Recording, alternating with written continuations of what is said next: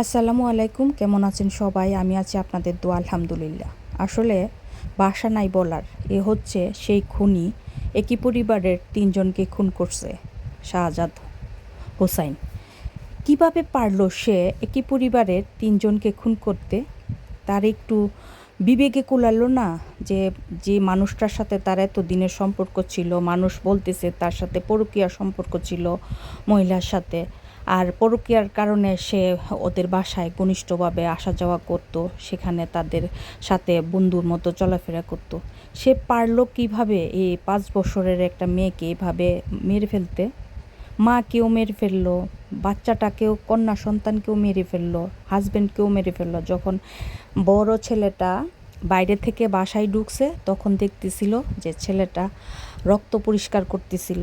সেই সময় তাদের মধ্যে হাতাহাতি হয়, বড় ছেলেটাকেও সে আঘাত করে। কোনো রকম জীবন বাঁচানোর জন্য সে বাইরে চলে যায়।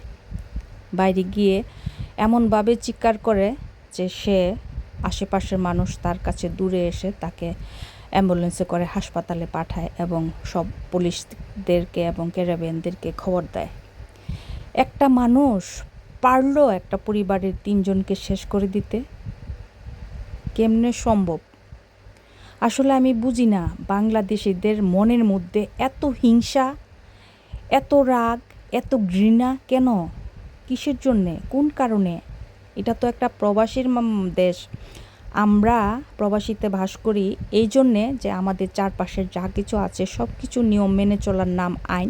সে আইনটাকে আমরা শ্রদ্ধার চোখে দেখি। আর আমরা কি করি? আমাদের বাংলাদেশের কিছু মানুষরা এই সমস্ত অমানুষদের জন্য সকল বাংলাদেশিদেরকে বিদেশিরা অপছন্দ করে, ঘৃণা করে। তার কারণ এই প্রমাণ দেখতে পাচ্তেছেন। সে পারলো তিনজনকে, একই পরিবারের তিনজনকে খুন করতে। এই সেই খুনি, তাকে যারা দেখবেন যেখানে পুলিশের হাতে তুলে দিবেন। প্রবাসীর মাটিতে এই ধরনের ন্যাক্কারজনক ঘটনা আমরা আর দেখতে চাই না। এই ধরনের দুঃখদায়ক বেদনার ঘটনা আর আমরা শুনতে চাই না। এই ধরনের কষ্টদায়ক এত বড় একটা ঘটনা আমরা আর দেখতে চাই না। এই খুনিকে যারা যেখানে পাবেন তাদেরকে পুলিশের হাতে তুলে দিবেন। সে পারলো একটা পরিবারকে একেবারে শেষ করে দিতে? কিভাবে সম্ভব? আর বাংলাদেশিদের শত্রু এক নাম্বার বাংলাদেশিরা। জানেন, বাংলাদেশিরা একদম মানে কারোর কোনো ভালো কখনো দেখতে পারে না, দেখতে চায় না। তারা কাছের মানুষগুলোই সবচেয়ে বেশি ডেঞ্জারাস থাকে এবং বিপদ সংকেত থাকে। কাছের মানুষগুলোই সবচেয়ে বেশি ক্ষতি করে, কাছের মানুষগুলোর সাথেই বেইমানি করে। এই সমস্ত মুখোশধারী মানুষদেরকে সবসময় আপনারা দূরে থাকবেন, সাবধান থাকবেন। প্রবাসের মাটিতে আমরা আছি বলে এটা আসলে মেনে নেওয়া যাইতেছে না। এতটা কষ্ট, আমার মেয়েটার ছবি দেখে এত খারাপ লাগতেছে। কিভাবে পারলো? কিভাবে সম্ভব? এখন মানুষ বলতেছে মহিলার সাথে তার পরকীয়ার সম্পর্ক ছিল, অনেক বছর যাবৎ ছিল। আসল ঘটনাটা কি? আসলে তারা তিনজন মারা গেছে। বড় ছেলেটাকে এভাবে আঘাত করছে, সে আইসিইউতে আছে।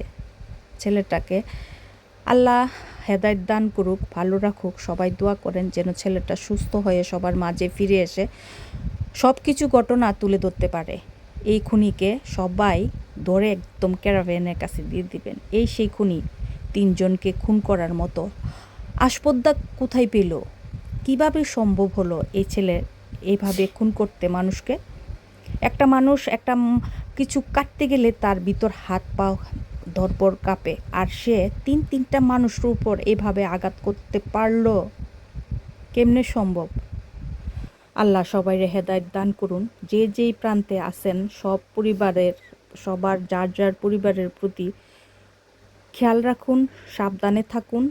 প্রবাসের মাটিতে আমরা আছি এবং থাকব, ভবিষ্যতে আমাদের থাকতে হবে। তাই বলছি সবাই সতর্কভাবে আর সাবধানভাবে থাকুন। আমরা এই ধরনের ন্যাক্কারজনক ঘটনা আর কখনো প্রবাসীর মাটিতে দেখতে চাই না।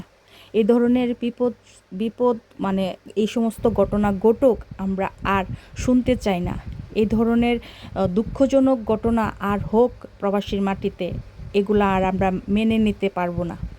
অতএব আমরা চাই যে যে প্রান্তে আছেন সুস্থভাবে থাকুন, ভালো থাকুন। তার উপর আবার এই সমস্ত কাছের মানুষগুলা থেকে একটু সতর্ক সাবধান থাকুন। সবচেয়ে বেশি ক্ষতিকারক একদম কাছের মানুষগুলা, আর কাছের মানুষগুলাই কাছের মানুষদেরকে একদম বিপদে ফেলে, ক্ষতি করে, একদম পরিবার ধ্বংস করে দেয়, শেষ করে দেয়। এই কাছের মানুষগুলার কারণে মানে সমস্ত ঘটনা এই কাছের মানুষগুলার কারণেই হয়। যে কোনো ঘটনা দেখতে পাবেন খুব কাছের মানুষগুলা এই সমস্ত ঘটনাগুলা ঘটায়। কিভাবে সম্ভব? প্রত্যেকটা পেজে ঢুকতে পারতেছি না, এতটা কষ্ট লাগতেছে মেয়েটার জন্য। এত সুন্দর ফুটফুটে একটা বাচ্চা, তার একটু হৃদয়ে একটু কাঁপলো না এত সুন্দর একটা বাচ্চার উপরে এইভাবে আঘাত করতে? কেমনে পারলো সেই লোকটা, এই খুনি লোকটা এমন একটা বাচ্চাকে খুন করতে? তিনটা খুন করা, এটা কি সাধারণ কথা? কিভাবে সম্ভব এইভাবে মানুষকে খুন করা? আল্লাহ সবাইকে হেদায়েত দান করুন। যে যে প্রান্তে আছেন সবাই ভালো থাকুন, নিজেদের পরিবারদেরকে সময় দিন।